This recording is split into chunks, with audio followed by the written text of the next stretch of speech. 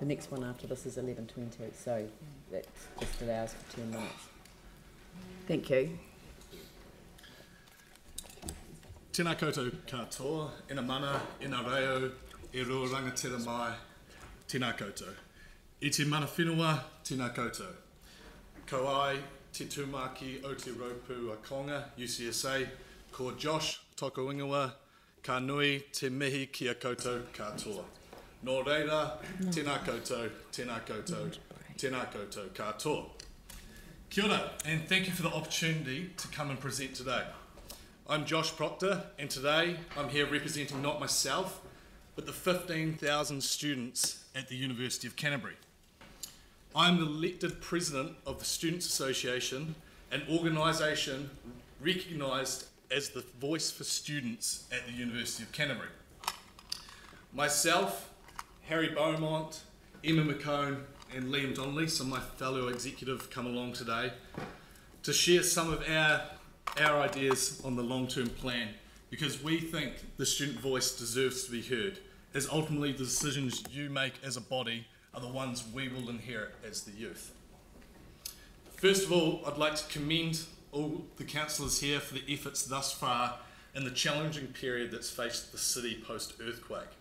I can imagine this hasn't been the easiest of challenges, but some of the tangible developments made so far have been very well received, so well done. However, it's of concern to us the amount of students that are leaving Canterbury post their tenure here. So essentially the way I see it, we're attracting some of the brightest, the smartest, the most talented people to Christchurch and Christchurch City. And you have 2, 3, 4 years while they're here at university to sell the city to them. They should be here, they should fall in love with the city, and they shouldn't want to leave. But the way we're seeing it, a majority of those students at the moment are deciding to leave once they've finished. And I don't want that to happen. I think there should be a priority to try retain these youth. So I'm sure you've all seen our submission and had a chance to read through it, but I just thought I'd talk through a few of the points today and then give you the opportunity to ask any questions of myself or some of my team here. So our first point was around a vibrant city. So I think this is something we've always had a focus on as a student association. I think it's super important. But in order to have a vibrant city, I think there needs to be ample living opportunities in a city. And I think what that creates is more of a buzz. There's people around.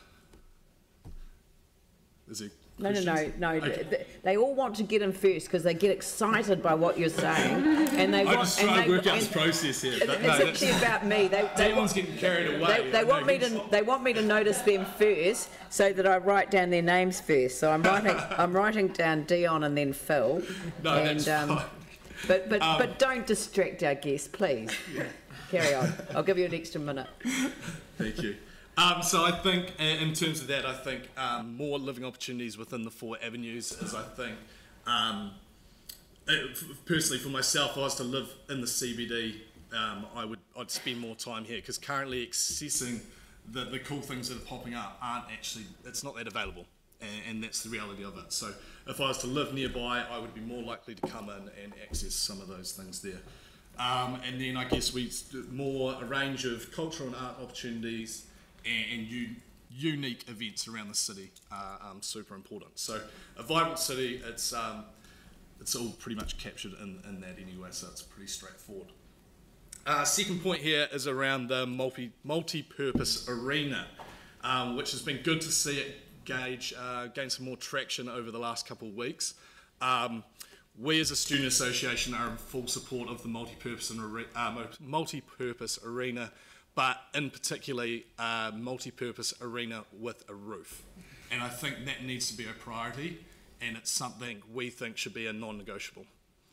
And I'll give you an example. Just last week, I'm not sure if you saw in the news, the world-renowned rapper Kendrick Lamar, who's very popular amongst youth. So a story, his agent was in negotiations with our events lead. And we believed we had Kendrick coming to the city. But what we didn't know is they were negotiating with Otago Student Association as well. So we went through all the hard yards, had it even penciled on our events calendar, but at the end of the day, where's he going to go? Christchurch, where you can sell, 7,000 tickets to Horncastle, or Forsyth Bar in Dunedin. And it's not just Kendrick, it's Ed Sheeran. I'm sure you've seen the list. It's time and time again. And the reality is, if there's a good concert and someone people want to see, they will take the time to travel to go to it. I'd like to see people coming north to Canterbury rather than us having to drive south to Dunedin. I've done that drive enough times. It's not the most exciting thing in the world, so we may as well make them do it. And also with the multipurpose arena, it actually provides a lot of employment opportunities for students, which is something we've seen even with Horncastle through V-Base and the likes, and that's really important to us because there's a lot of financial hardship for students. So having those employment opportunities is very important. Transport network, so moving on to that, is something we think is really important. It's good seeing the efforts put in around the cycleways and that, and we want to continue to see environmental transport being a priority and not just cars, essentially. So that's what we have there. The Christchurch New Zealand investment, we'd like to throw our support behind that, as I think it will go some of the way towards creating a vibrant city with some of the new events and things they want to bring to the Christchurch region. I also understand they had a submission around international education, which I believe the University of Canterbury put a submission around their support for that. I'd like to put our support behind that as well. I don't know too much information about that, but I think it's something that would be really important and we'd like to see. And then last but not least, we've got the Parks and Heritage, which are something students use widely, particularly the Port Hills. One thing we're seeing as a student association is an increase of mental health issues and well-being with students, and actually getting students out of what I call the Ilam and Riccarton bubble is really important. And things like the Port Hills are really important, and even just going over there, going for a walk, seeing the beautiful view, and that can go steps towards helping some of those issues. So I think putting an effort into retaining those spaces is really important for students. So I think that outlines most of the things we had captured in our submission, and if there's any questions, I'd love to hear them. Excellent. Dion, then Phil. The question I had was, you've got a couple of other students' associations around Christchurch. Yes. Do you guys link in with Christchurch NZ at all? Or have you yet? No. And the long short of things. I actually think that all the students' associations, and this is probably something that could come out of this immediately, is actually they should go to this Christchurch NZ, link in there and actually start talking about the events calendar for youth. Yeah, I think that's a really good idea. What I can tell you is we've been linking up with Lincoln Student Association, so trying to grow a stronger partnership there. With Lincoln? At the moment, ARA don't have a student association, and it's obviously maybe you can give them some leadership to try and set that up. But I think that's a great outcome that could actually happen immediately. I think that, and we're trying to arrange a time for the executive to meet with the council, so of the Students' Association. So I think that would be a first good step towards building that relationship. So we'll continue to work towards making that happen. Phil?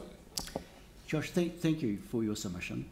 And like you've talked about students getting out of the island bubble, that sounds great, and you've complimented us on our cycleways, and I guess Unicycle is a great example. I'm just wondering too though, how can we perhaps support you students to have closer links with the city, so that in effect the city can become more like you have your learning in the city as well as the hills. And we know that the Classics Department have recently moved to the Arts Centre. Just wondering if you think there might be scope for other, say, small departments to do likewise, or other parts of the university. Not really the responsibility of the Students' Association. It's not, but I'm just wondering. They haven't quite taken over the management of the university yet. Yeah, so obviously they moved into the old arts centre in there, which has been really cool, and I've been along there a few times already, which is, I think it's awesome, but again, it's only a small pocket of students. In terms of what will get students to town are those vibrant events that we've talked about. You know, the lantern festivals, some of those things are a little bit more quirky. The night noodle markets and stuff, I know a number of students went along to those. So some of those things are the things that create more of a draw card. But at the moment, to be honest, there's not overly a lot that would draw me to the city other than coming in for, say, a meeting or something like that. And a submission on the LTP. Yeah, Perfect. this dragged me in. We'll have more submission opportunities for you. But yeah, we don't, in terms of students, I don't think we come into the city all too often. There's some new bars and stuff opening up, which drags in quite a few students, which has been quite good. But it's particularly over my first few years at university, there wasn't much that got me here. Well, look, thank you very much, and we do appreciate it, and we look forward to developing a strong working relationship with the Students' Association Executive. Excellent. Thank you for coming in. Thanks for having us. Thank you. Now, look, I did say that we'd go on to a break, but I have noticed, but wait, there's more. I've noticed that Sam Newton is already here, who's the next submitter, and he was scheduled for 11:20, but if we go to him now, we'll finish by 11:20 or just after then, and then we've got a 15-minute break before the next one. So is that? No, I won't. Gary Moore's the next one after that, and he's 11:40. All right. So would you like to come forward? Rather than watch us all go off for a break, and I don't know why, but I can't seem to get councillors back exactly on 10 minutes. But thank you very much.